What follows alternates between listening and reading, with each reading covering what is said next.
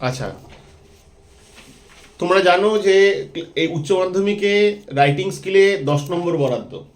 একটা আইটেম করতে হবে, 3টে আইটেম দেওয়া থাকে। একটা হচ্ছে প্রেসি রাইটিং, একটা হচ্ছে এডিটোরিয়াল লেটার বা অফিসিয়াল লেটার বা ফর্মাল লেটার, যে নামেই রাখা হোক না কেন, আর একটা হচ্ছে রিপোর্ট রাইটিং। 3টের মধ্যে একটা করতে হবে, 10 নম্বর বরাদ্দ, 2+8। এবং এখানে আরও যেটা ইম্পর্টেন্ট, যে আমি যদি আগে থেকে ডিসাইড করে নিই যে আমি পরীক্ষাতে লেটার করব, রিপোর্ট আর প্রেসি প্র্যাকটিস করব না, বা একটা করব অন্য দুটো প্র্যাকটিস করব না, এটা এটা ভুল পদ্ধতি ভালো নম্বর পাওয়ার ক্ষেত্রে। যদি পরীক্ষা হলে দেখা যায় যে সেটা কঠিন পড়েছে বা সেটা লেখার ভালো স্কোপ নেই, তখন কিন্তু মুশকিলে পড়তে হবে যারা ভালো নম্বর তুলতেছে তাদের জন্য। তাই সাফল্যের যেমন কোনো শর্টকাট নেই, এক্ষেত্রেও সেরকম যে কোনো শর্টকাট প্রসেস বা রাইটিং চলো করবো না, অতকে খাটবে 10 নম্বরের জন্য, হলে কি কালেকশন করব, সেরকম যাদের মানসিকতা তাদেরকে দিয়ে তো বলার কিছু নেই। যারা পরিশ্রম করে ভালো নম্বর আনতে চায় তাদের জন্যই বলা। প্রত্যেকটা আইটেমই আমাদের করানো হয়েছে। রিপোর্ট সব থেকে কম প্র্যাকটিস হয়েছে, সব থেকে বেশি লেটার হয়েছে, এবং প্রেসিও হয়েছে আগে 2-3 বার। তাও তোমরা এখনও প্রিপেয়ার্ড হওনি। আরও একবার আমি মানে প্রেসি সম্পর্কে বলবো। তোমরা ক্লাস 10-এর আগে তোমরা করেছো সামারি। সামারি আর প্রেসি হচ্ছে মাস্তুতো ভাই। একটাই difference, summary does not need any title, but precis needs a title. সামারিতে কোনো টাইটেল দেওয়ার প্রয়োজন হয় না, প্রেসিতে একটা টাইটেল দেওয়ার প্রয়োজন হয়। সামারি বা প্রেসি দুটোই মানে হচ্ছে জিস্ট, অর্থাৎ মূল বিষয়বস্তু। একটা যদি মুসুম্বি হয় সেটা হচ্ছে প্রশ্নে দেওয়া প্যারাগ্রাফ, এবং তার থেকে যে রসটা বেরোলো সেটা একটা গ্লাসে রাখা হলো, সেই রসটা হচ্ছে সামারি বা প্রেসি। অর্থাৎ যে বিষয়ে প্যারাগ্রাফটা দেওয়া আছে প্রশ্নে, সেই প্যারাগ্রাফটির মূল বিষয়টা হচ্ছে প্রেসি। তুমি সিনেমা দেখে বেরোলে খাদান, বেরোনোর পরে তোমাকে কেউ জিজ্ঞেস করলো যে সিনেমাটা কেমন হয়েছে, তুমি বললে ভালো খারাপ মোটামুটি কিছু একটা বললে। বললো কি ছিল সিনেমাতে, তুমি কি 2.5 ঘন্টা ধরে যা দেখেছো তা বর্ণনা করতে থাকো? তুমি মূল বিষয়বস্তুটা 1 মিনিটে 1.5 মিনিটে বলে দাও। এটাই হচ্ছে প্রেসি বা সামারি। এবার এই সামারি বা প্রেসি আগে তো আমি লিখিয়েও দিয়েছি, হ্যাঁ, খাতা সে বিক্রি করে অভাবের তাড়নায় মুড়ি কিনে খেয়েছো তোমরা পরিবারে, যাই হোক। তো আবার আমি বলছি যে সামারি বা প্রেসিতে কিছু নিয়ম আছে। অর্থাৎ প্রশ্নে দেওয়া প্যারাগ্রাফের 1/3 1/3 হবে সামারি বা প্রেসি। প্রশ্নে দেওয়া প্যারাগ্রাফটা যদি 90 ওয়ার্ডের হয়, কথার কথা ধরা হলো, তাহলে প্রেসিটি হবে 90 × 1/3, 30 ওয়ার্ডসের। তারপরে আমি প্রথমে গুনবো কটা ওয়ার্ড আছে, আমি লেখার পরে গুনবো কটা ওয়ার্ড হলো, কটা ওয়ার্ড বাকি থাকছে, এগিয়ে গেছে না পিছিয়ে গেছে, এইসব কোনো প্রয়োজনীয়তা নেই। কিপ ইট সিম্পল, সহজ রাখো, যে মোটামুটি 1/3 হবে প্রেসিটা। দ্বিতীয় কথা, প্রেসির ক্ষেত্রে আর আনসিনের ক্ষেত্রে নিয়ম একই রকম। এর আগে অনেকবার ক্লাসে এই নিয়ে আলোচনা হয়েছে। দুটোর ক্ষেত্রেই প্রশ্নে দেওয়া প্যারাগ্রাফটা সোজা আসুক, কঠিন আসুক, কমন হোক, আনকমন হোক, যাই হোক না কেন, অন্তত 3 বার কমপক্ষে পড়তে হবে। তারপরে আমি অ্যাটেম্প্ট নেব। আমি যদি একবার পড়ে অ্যাটেম্প্ট নিই বা পড়ার আগে থেকে অ্যাটেম্প্ট নিতে শুরু করি, আরও দেরি হবে, ভুল হওয়ার প্রবাবিলিটি বেড়ে যাবে। 3 বার পড়লে সব থেকে তাড়াতাড়িই হবে। এবার এই 3 বার পড়বার পরে আমি যে বিষয়বস্তুটাকে সংক্ষেপে প্রকাশ করব, কে কত সহজে কত কম কথায় প্যারাগ্রাফের বিষয়বস্তুটিকে সংক্ষেপে প্রকাশ করতে পারছে, সেটাই তার মুনশিয়ানা। এবং কম কথায় কিভাবে আমি প্রকাশ করব, that's why it needs practice. প্র্যাকটিসের মাধ্যমেই এই মুনশিয়ানা আয়ত্ত করা যাবে যে আমি কত সহজে কত কম কথায় বিভিন্ন প্যারাগ্রাফকে সংক্ষেপে প্রকাশ করতে পারছি। এবং এই জন্য অনুশীলন, নিয়মিত অনুশীলন, রেগুলার প্র্যাকটিস ইজ নিডেড। এবার পরের কথায় আসা যাক, এখানে কি করা যাবে কি করা যাবে না। করা যাবে কি, করা যাবে হচ্ছে যে এক্ষেত্রে ওই বললাম জিসটা লিখতে হবে। ধরো আমি একটা মুখে মুখে প্যারাগ্রাফ বলছি, মন দিয়ে শুনবে। যে আমি সকালে আগেও আমি এই প্যারাগ্রাফ এই কথাটাই উদাহরণটাই দিয়েছি। আমি সকালে ঘুম থেকে উঠলাম, তখন বাজে সকাল 6টা। তারপরে আমি ফ্রেশ হয়ে রেল মাঠে গেলাম। রেল মাঠে গিয়ে আমি দৌড়ালাম, কিছুক্ষণ ব্যায়াম করলাম, তারপর আমি বাড়ি ফিরলাম, আবার গা হাত পা ধুয়ে তারপরে আমি বাজারে গেলাম। বাজার থেকে ফিরে আমি অফিসের উদ্দেশ্যে রওনা হলাম। এটা হচ্ছে প্রশ্নে দেওয়া প্যারাগ্রাফ। আমি প্রেসি লেখার সময় কিভাবে লিখব? সকালে ঘুম থেকে উঠে ফ্রেশ হয়ে আমি মাঠে কিছুক্ষণ ব্যায়াম করে বা মাঠে কিছুক্ষণ শরীরচর্চা করে বাড়ি ফিরে বাজারের উদ্দেশ্যে রওনা হলাম। বাজার থেকে ফিরে গন্তব্য অফিস। আগের বার 7-8 লাইন 9 লাইন হলো, এবার 2-2.5 লাইনে নামিয়ে দেওয়া হলো।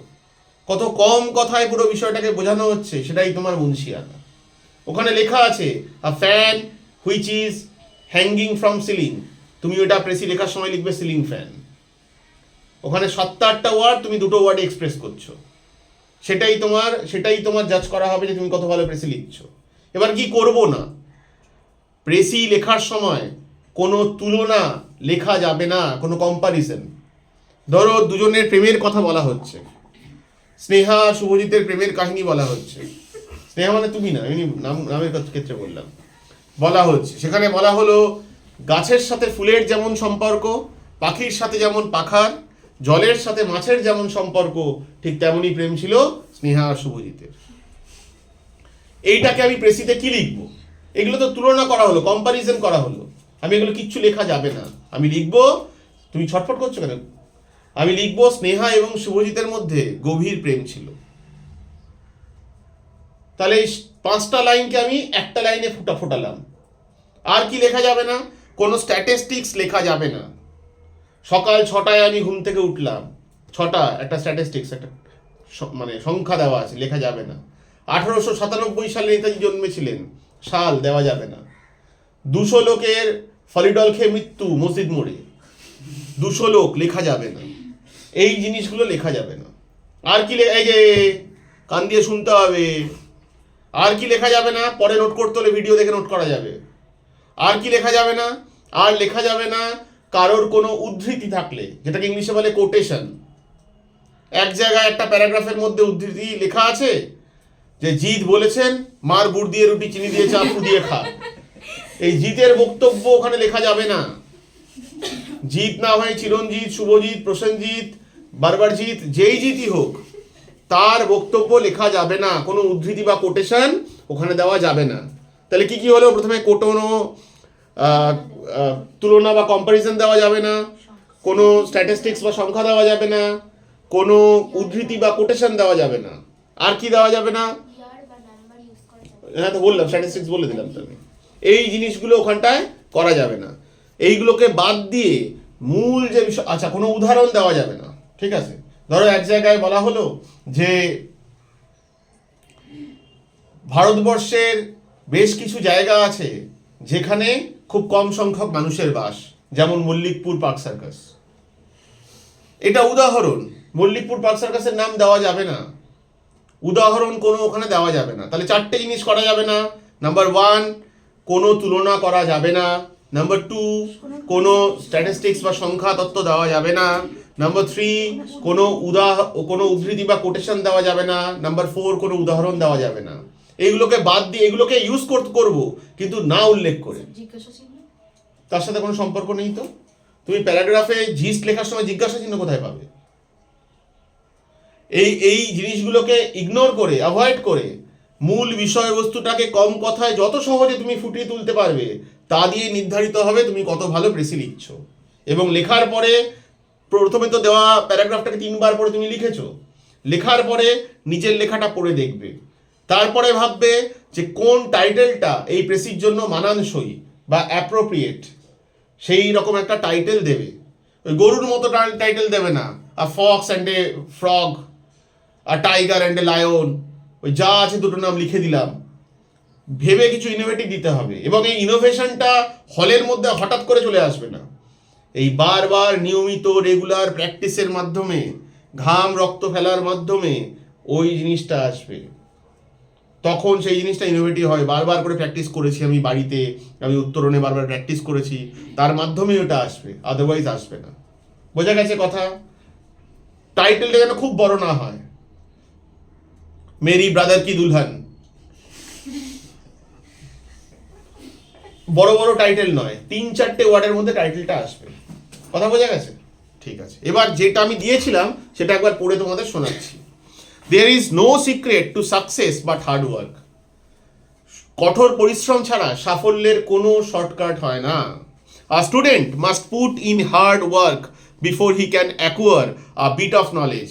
একজন ছাত্র বা ছাত্রীকে অনেক কঠোর পরিশ্রম করতে হয় জ্ঞান অর্জন করার পূর্বে। জ্ঞান অর্জনের প্রধান ক্রাইটেরিয়া হচ্ছে পরিশ্রম করা। পরিশ্রমের মাধ্যমেই জ্ঞান অর্জন করা যায়। জ্ঞান অর্জন হলেই নাম্বার বাড়বে, তাছাড়া বাড়বে না। ছায়া প্রকাশনী সহায়িকা দেখে তো বাড়বে না। তারপরে বললাম এই জন্য কারণ ওরা এখনো বই দিয়ে যায়নি। A man of learning has to accumulate his store of knowledge all his life. শেখার যেমন শেষ নেই, একজন মানুষ তার নলেজ বা জ্ঞান গেইন করে সারা জীবন ধরে বাই লার্নিং। মৃত্যুর আগের মুহূর্ত পর্যন্ত everyday we have to learn.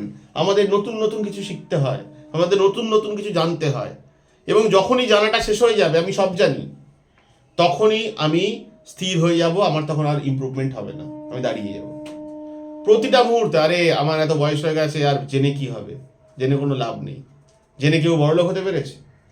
These are all stupid words. These words utter by nonsense.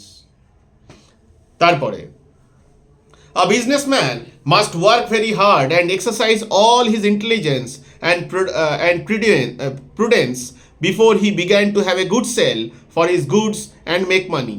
একজন ব্যবসায়ীকে কি করতে হয়? ব্যবসায়ীকে তার সেল বাড়ানোর আগে তার ইন্টেলিজেন্স, বুদ্ধিমত্তা, তার ব্যবসার কৌশল, এই জিনিসগুলোকে অনেক পরিশ্রম করে আগে তৈরি করতে হয়। তারপরেই তার বিক্রি বাড়ে এবং সে টাকা করতে পারে। তার আগে কখনো করা যায় না। তাহলে এটা কিন্তু উদাহরণ ছিল বিজনেসম্যানেরটা। আমি জিনিসটা লিখবো কিন্তু উল্লেখ না করে লিখবো কম কথাতে। তারপরে আর লয়ার, আবার একটা উদাহরণ, একজন উকিল বা আইনজ্ঞ studies law all his life and for years of work. সারা জীবন কেন? তুমি বলবে ল তো কলেজে পড়েছে 5 বছর, তা দিয়ে পড়ে তো হবে না কিছু। নতুন নতুন আইন আসে, নতুন নতুন আইনের আপগ্রেডেশন হয়, পরিবর্তন হয়, সংশোধন হয়, এই নিয়মিত পড়াশোনা করতে হয়। যতদিন লয়ার থাকবে, যতদিন অ্যাডভোকেট থাকবে, ততদিন তাকে পড়তে হবে, এর কোনো শেষ হবে না। Same goes for everyone. যে কুক, যে রান্না করছে, আজকে যে 90s যে লোকটা রাঁধুনি ছিল, বিয়ের বাড়িতে রান্না করতো, তাকে আজকে রান্নার কাজ পাওয়ার জন্য তাকে আজকে যে আইটেমগুলো চলছে সেই আইটেম শিখতে হবে, নাহলে তার ভ্যালু, নাহলে সে মানে আপ টু ডেট হতে পারবে না। আবার আজ থেকে 10 বছর পরে আইটেম চেঞ্জ হবে, তখন তাকে আবার সেখানে আপগ্রেডেশন করতে হবে বা সেই লোক রাখতে হবে। তুমি যখনই আপডেট করা বন্ধ করবে, তুমি তখন মানে অবসোলেট হয়ে যাবে, লুপ্ত হয়ে যাবে। তারপরে a lawyer studies law all his life and for years work with little or no remuneration before he begins to have a good practice and reputation. একজন লয়ারকে অনেক বছর কোনো টাকা ছাড়া কাজ করতে হয়, কোনো পারিশ্রমিক ছাড়া তাকে কাজ করতে হয়। তারপরে কাজ শেখার পরে তার রেপুটেশন হলে তারপরে তার পরিচিতি হয় এবং সে তারপরে টাকা উপার্জন করতে পারে। তারপরে and another burns midnight oil and perfect his style before he wins distinction. An author burns midnight. একজন অথর, একজন লেখক, সে অনেক রাত্রি জেগে অনেক প্রদীপের তেল পুড়িয়ে তারপরে তার লেখা মানে বিক্রি হয়, তারপরে তার লেখা পাঠকের কাছে পৌঁছায়। There is no sudden blossoming of genius. হঠাৎ করে ব্লসম করে না।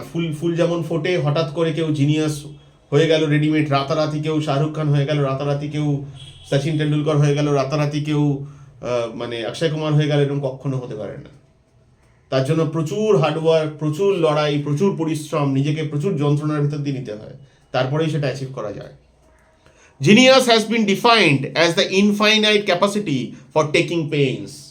Genius সে হয় যে প্রচুর ইনফাইনাইট, অসীম পরিমাণ পেইন নিয়েছে, যন্ত্রণা। সে এত যন্ত্রণা নিয়েছে, অন্য কেউ সেখান থেকে পালিয়েছে বাঁচার জন্য, অন্যরা ভয় পাবে দেখে আতঙ্কিত হয়ে যাবে। তার যে সময় সে তৈরি করেছে নিজেকে, যে পেইন নেয়নি, নো পেইন নো গেইন, যে যন্ত্রণা নেয়নি সে জিনিয়াসও হয়নি। যে চাপ নেব না তো আমি কিছু অ্যাচিভও করতে পারবো না, চাপ নিতে হবে। তারপরে একজন যে ক্রিকেটার হয়েছে, তাকে তার বন্ধুরা যখন পিকনিকে গেছে, তার বন্ধুরা যখন সিনেমায় গেছে, তার বন্ধুরা যখন ঘুরতে গেছে, তার বন্ধুরা যখন আড্ডা মেরেছে, তার বন্ধুরা যখন আনন্দ করেছে, তাকে ঘন্টার পর ঘন্টা মাঠে পড়ে থাকতে হয়েছে, ডিসপাইট এভরিথিং। তারপরে the fruit of genius is nothing but the fruit of labour and thought. একজন জিনিয়াস, একজন সুপার অ্যাচিভার যে ফলটা ভোগ করে, যে সুফলটা ভোগ করে, যে আরাম, টাকা পয়সা, লাক্সারি, আনন্দ, ফেম, সবার অ্যাটেনশন যে ভোগ করে, সেটা কিসের ফল বলো তো? সেটা লেবার, পরিশ্রমের ফল। আর থট, তার যে চিন্তা, তার যে ধৈর্য, সে তার ফলই সে ভোগ করে। অর্থাৎ কিছু না করে, কষ্ট না করলে কখনো কেষ্ট মেলে না। বোঝা গেল কথাটা? এবার এই পুরো বিষয়বস্তুটাকে 3বার পড়ে ভালো করে অনুধাবন করে তারপরে সেটাকে খাতায় প্রকাশ করতে হবে। This is called precis. লেখার পরে লেখাটাকে আরেকবার পড়ে নিয়ে তার জন্য যে টাইটেলটা মানানসই, উপযুক্ত, একটু আলাদা চিন্তা ভাবনা করে সুন্দর একটা 3-4টে ওয়ার্ডের মধ্যে টাইটেল দিতে হবে। বোঝা গেছে? কি কি করবে না যদি মনে না থাকে পরে ভিডিওটা চেক করে তারপরে ওটা খাতায় নোট করে নেবে। ক্লিয়ার? এটা হোমওয়ার্ক থাকলো ফর নেক্সট ডে।